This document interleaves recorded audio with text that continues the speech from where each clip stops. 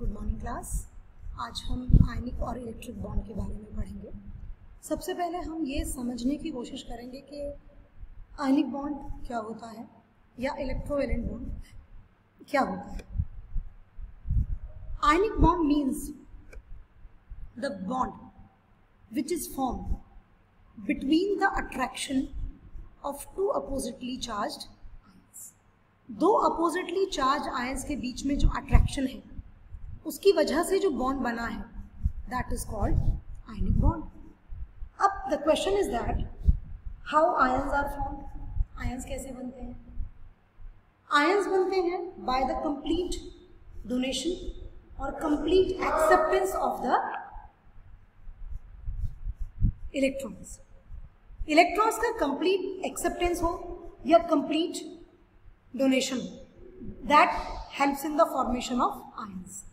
अब जो एलिमेंट, जो एटम इलेक्ट्रॉन डोनेट करेगा definitely that acquires a positive charge, और जो एलिमेंट नेगेटिव जो आपका पार्ट है इलेक्ट्रॉन जिसको आप कह रहे हैं वो एक्सेप्ट करेगा, that helps in the formation of negative ion that we called anion. तो जब उन दोनों पॉजिटिव और नेगेटिव आयंस के बीच में अट्रैक्टिव फोर्सेस अपना ही लगेंगे क्योंकि opposite charges attract each other, तो आपका बॉन्ड का जो फॉर्मेशन होगा that type of bond is known as ionic bond. इस आयोनिक बॉन्ड को हम इलेक्ट्रोवैलेंट बॉन्ड भी कहते हैं। तो चलिए स्टार्ट करते हैं। कॉजल एंड लुइस की अप्रोच ने बताया कि जो आयोनिक बॉन्ड का फॉर्मेशन है that requires two things.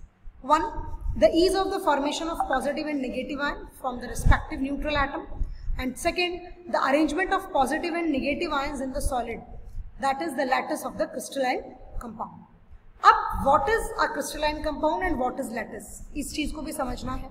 lattice का मतलब है arrangement, कि जो नेगेटिव और जो पॉजिटिव आयंस के बीच में जो अट्रैक्शन होकर बॉन्ड बना, बेसिकली जैसे मैं NaCl की बात करूं या KF की बात करूं, यहाँ आयनिक बॉन्ड है क्योंकि Na का पॉजिटिव जो कैटायन है वो Cl के साथ नेगेटिव आई के साथ बॉन्ड बनाएगा, लेकिन एक्चुअली ये सिर्फ एक मॉलिक्यूल के नहीं होता कि NaCl का एक मॉलिक्यूल बन गया और आपका बॉन्ड बन गया, नहीं। ये जो क्रिस्टलाइन सॉलिड्स होते हैं जो कि क्रिस्टल्स बनाते हैं, तो वो एक सिंगल मॉलिक्यूल नहीं बनाता है, थाउजेंड्स मिलियंस ऑफ मॉलिक्यूल्स मिलकर एक क्रिस्टल बनाते हैं। तो जैसा हमें ये देखने में लगता है एक्चुअली में ऐसा नहीं होता। यू कैन सी है, यहाँ पर आपको ये डायग्राम नजर आ रहा है, यहाँ पर आप देख सकते हैं कि sodium and chlorine 1 by 1 ratio के अकॉर्डिंग क्या हुए हैं, इसमें अरेंज हुए, and this is known as crystal lattice. इसको हम क्रिस्टल लैटिस कहते हैं कि the arrangement of the ions which helps in the formation of crystal that is known as lattice, ठीक है। और क्रिस्टलाइन का मतलब होता है ऑर्डरली अरेंजमेंट, कि हमने ऑर्डर्ड अरेंजमेंट किया। जैसे क्लास में आप बैठते हैं तो एक ऑर्डरली अरेंजमेंट होता है, आपकी डेस्क्स का 4 रोज होती हैं या 5 रोज होती हैं, लाइक दैट। और हो सकता है इस तरीके से टीचर ने आपको बैठा दिया हो 1 boy 1 girl 1 boy 1 girl, like that. इस तरीके से अरेंजमेंट होता है। तो ऑर्डरली अरेंजमेंट जो होगा, ordered arrangement, that basically known as crystalline arrangement. और क्रिस्टलाइन कंपाउंड अगर हम वर्ड यूज कर रहे हैं तो सीधी सी बात एक दिमाग में बैठा लीजिए कि उसका मतलब है कि उसमें ऑर्डर अरेंजमेंट है, उसमें जो पार्टिकल्स हैं उसमें आयंस हो, चाहे एटम्स हो, चाहे आपके मॉलिक्यूल्स हो, they have an orderly arrangement. वहां पर उनका अरेंजमेंट जो है वो एक ऑर्डर में होगा। सो यू कैन सी है नाउ। अब यहाँ पर सीधा मेटल का हमारा एटम है, गैसियस एटम लेंगे, उससे फिर आपने क्या किया है, पॉजिटिव कैटायन बनाया है, ठीक है। तो इसमें यहाँ पर आयनाइजेशन एंथैल्पी हम एक्सप्लेन करेंगे बिल्कुल, क्योंकि इलेक्ट्रॉन को रिमूव करने के लिए आयनाइजेशन एंथैल्पी होती है और इलेक्ट्रॉन को देने के लिए इलेक्ट्रॉन गेन एंथैल्पी होती है। अब इसके बाद इन दोनों में जो अट्रैक्शन होगा that is basically form what, ionic bond. ये चीज याद रखनी है कि हमारा जो आयनाइजेशन एंथैल्पी का जो प्रोसेस है, नॉर्मली वो प्रोसेस जो है वो आपको एनर्जी देनी होगी उतनी और उससे इलेक्ट्रॉन निकल आएगा।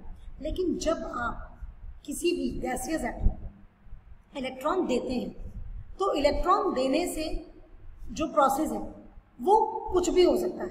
आयनाइजेशन एंथैल्पी नॉर्मली आपकी एंडोथर्मिक होती है क्योंकि आपको एनर्जी देनी ही देनी है, लेकिन जो आपका इलेक्ट्रॉन गेन एंथैल्पी का प्रोसेस है वो ज़रूरी नहीं कि आपका हमेशा ही एंडोथर्मिक हो, कई बार वो एक्सोथर्मिक भी होता है, ठीक है।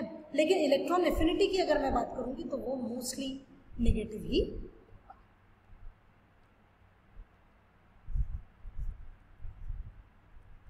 Now obviously ionic bonds will be formed more easily between elements with comparatively low ionization enthalpies and elements with comparatively high negative value of electron gain enthalpy। बिल्कुल ठीक बात है, इलेक्ट्रॉन गेन एंथैल्पी की वैल्यू ज़्यादा हो और आपकी ionization enthalpy कम हो तो वैसे दो डिफरेंट नेचर वाले, बिल्कुल अपोजिट नेचर वाले एलिमेंट्स के बीच में, एटम्स के बीच में बॉन्डिंग होकर हमारा आयनिक बॉन्ड बनता है। आयनिक बॉन्ड की फिर बहुत सारी हमारी कैरेक्टरिस्टिक्स भी हो जाएंगी कि आयनिक बॉन्ड बड़ा स्ट्रॉन्ग बॉन्ड होता है, आसानी से टूटता नहीं है। एक पॉइंट हम ये ले सकते हैं कि जो आयनिक कंपाउंड्स होते हैं वो सॉलिड स्टेट में इलेक्ट्रिसिटी कंडक्ट नहीं करते लेकिन मोल्टन स्टेट में करते हैं, क्योंकि उनके पास फ्री आयंस आ जाते हैं मूव करने के लिए। एक पॉइंट ये हो सकता है कि they have high melting and boiling point, वो क्रिस्टलाइन होते हैं नेचर में और वो हार्ड होते हैं, ठीक है। तो these are the characteristics of ionic compounds.